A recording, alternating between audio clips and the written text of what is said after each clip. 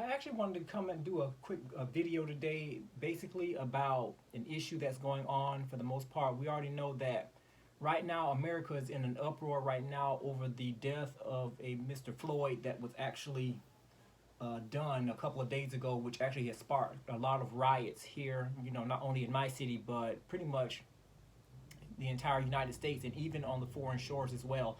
They're having people that actually join the movement, you know, the I Can't Breathe, you know, and bringing, you know, and reviving back the philosophy of Black Lives Matter.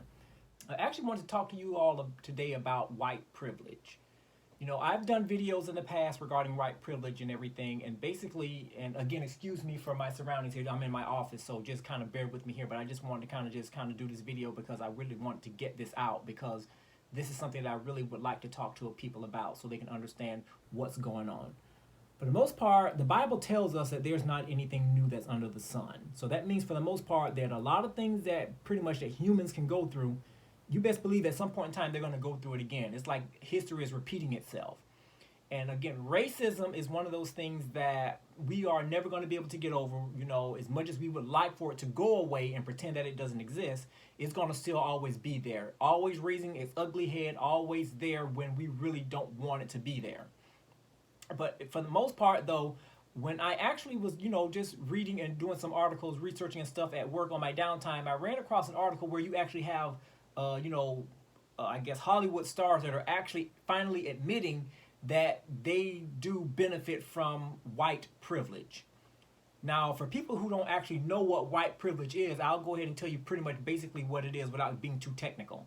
White privilege is pretty much privileges that are given to folks who are not black, not Asian, or any of the sort.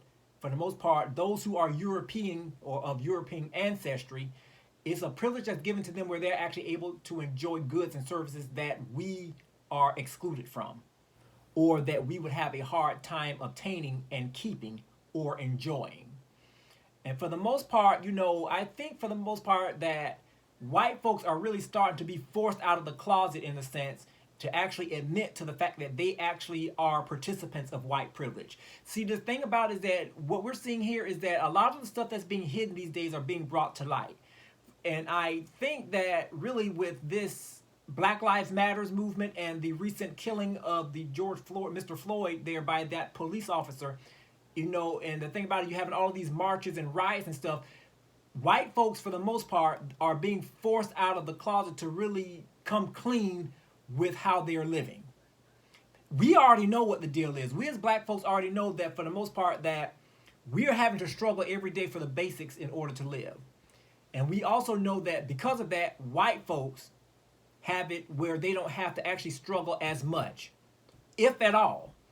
One thing that I have to tell folks, and the thing about it is that I'm not racist or whatever the case may be, but I am not a dummy.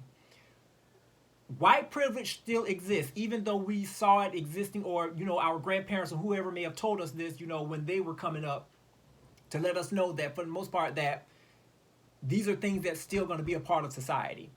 I don't like that concept because white privilege actually tells us that if you're not white, you are destined to struggle.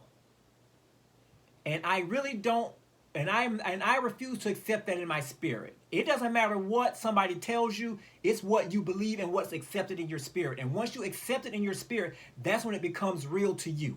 That's when you begin to live what other people speak. And I refuse to live what other people speak. If God told me that everything that he has is mine, then I'm going to believe that. He never told me that I'm a second-class citizen. He never told me that I have to live below my means. He never told me that I have to live like I'm poor just because I happen to be a different skin color that, you know, is opposite of being European. Like I say, I'm black. I'm proud to be black.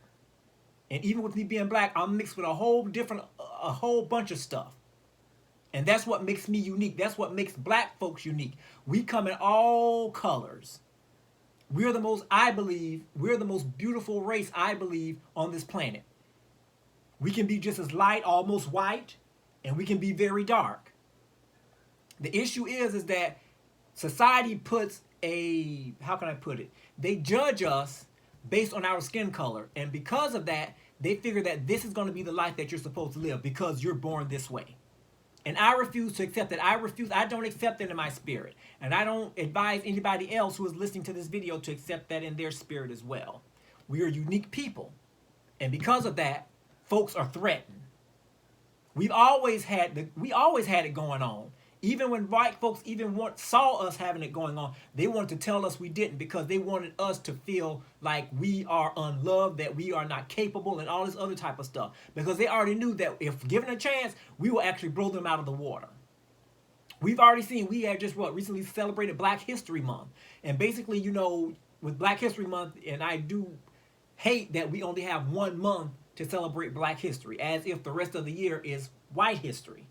But my thing is that we have to embrace who we are and don't be afraid to stand for what, in our beauty. And the issue is that it doesn't matter how other folks take it or if they feel threatened by it. You can feel threatened by it. I like it when folks feel threatened by me. And the thing about it, I get a kick out of it, because that lets me know that I can stand just as tall with my chest out and let folks know I don't have any problems with who I am as a race. And I would not have it any other way. Thank you, God, for making me Black. But the thing about it is that I'm not going to accept the fact that since I'm born Black, that I actually have to work twice as hard to get something that a white person don't even have to put any work into. See, that's what society tells us. And I refuse to accept that. White privilege has been around for a long time, but you'll have a lot of white folks that will say, no, that's not true. I have to work just as hard. I'm not saying that you don't. But I promise you, the average white person does not have to work as hard as a Black person to get the same service. We've been cheated out of so many things. We've been cheated out of education. We've been cheated out of home ownership. We've been cheated out of jobs.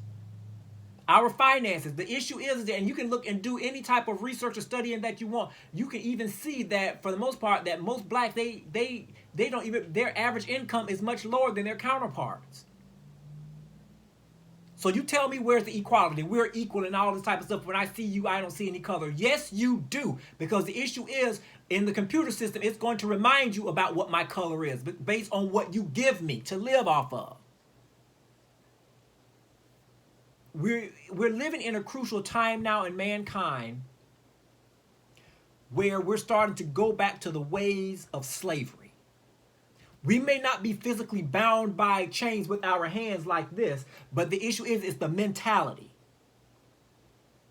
And the average white person, they're not going to admit it. They're not going to admit the things that they enjoy in life. The thing about it, they may even try to keep it hidden from you. But I thank God, God is pulling back those covers and letting us see white folks for just who they are. Not all of them. I'm not saying that all white folks are racist or whatever. I'm just saying the ones who are always trying to keep Black folks down. God is pulling off their covers so we can see what they're doing. And the thing about it is that it doesn't matter how much a white person may try to keep from me. If God say I can have it, he's going to make a way for me to have it. Point blank, period. Nothing else that needs to be said. But it just angers me that people accept what white folks say. And it's the end of it. I don't understand that. Please help me to understand that.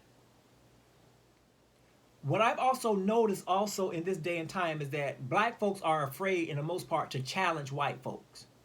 I don't understand why that is. And the thing about it is that I used to be that way until I got older and realized that, hey, you know what? In order for me to get what I want out of life, I have to take risks. And these days, taking risks is just what it is, a risk. It's a risk that nothing is guaranteed. You may lose a lot more, but guess what? You will never know what you can get if you don't put yourself out there and put yourself in the way to try to go out there to get it. And the thing about it, again, is that we Black folks, we are very talented folks. We know a whole bunch of stuff. We have a lot of resources. And the thing about it is that we won't know what we have until we're put into that category or into that situation to be creative. We've already seen what we can accomplish. We can make music deals. We can actually, become architects, doctors, all these other type of things. But the issue is you don't see too many of them because, again, we are afraid to put our best foot forward because we are afraid of what a white person is going to say. I'm done with that. I'm done with that. I've been done with it for quite some time. And I'm not going to sit up there and allow somebody to cheat me out of a good life.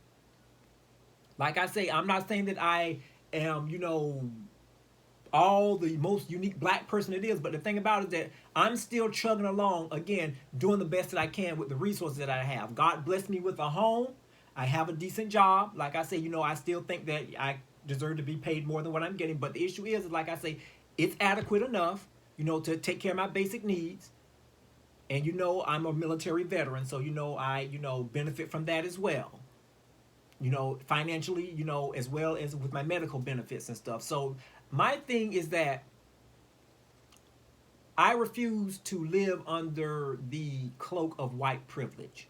Even though it exists and I'm not a dummy, I know that it exists, it doesn't mean that I have to fall in line with that mentality. And I refuse to fall in line with that mentality. Because if I want something, I'm going to go get it. If I don't want it, I'm not going to waste my time pursuing it.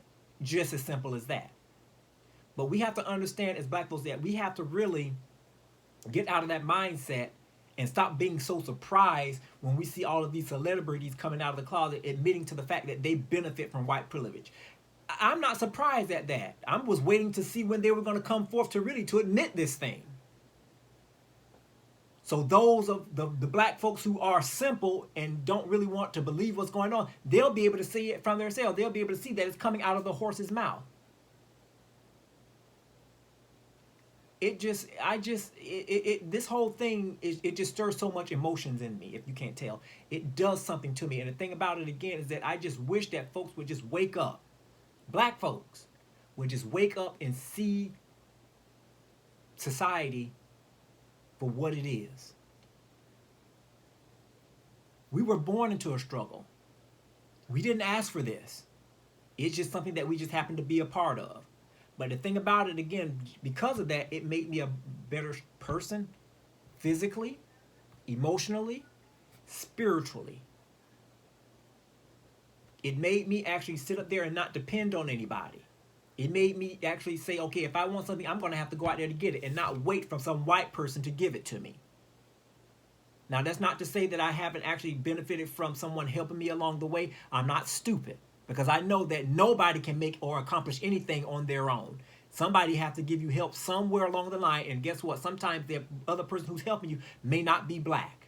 Sometimes some of your own kind who you think would help you won't help you. And sometimes, you know, the white folk man will be able to help you with no strings attached. I've ran across all of those type of scenarios. But I'm just saying, generally speaking, you don't have to live what somebody else say. That's somebody else's opinion of who you are. Who do you think you are? If you think you're unique, start acting like it. If you want to get a good job and live a good life or whatever, start applying yourself. Learn some different skills. Start applying for jobs. Develop something so you can better yourself. Go to school. Heck, join the military like I did. I mean, like I say, anything that is a stepping step or a stepping stone to get you where you want to be in life. Life is short. You only get one time to make this thing happen.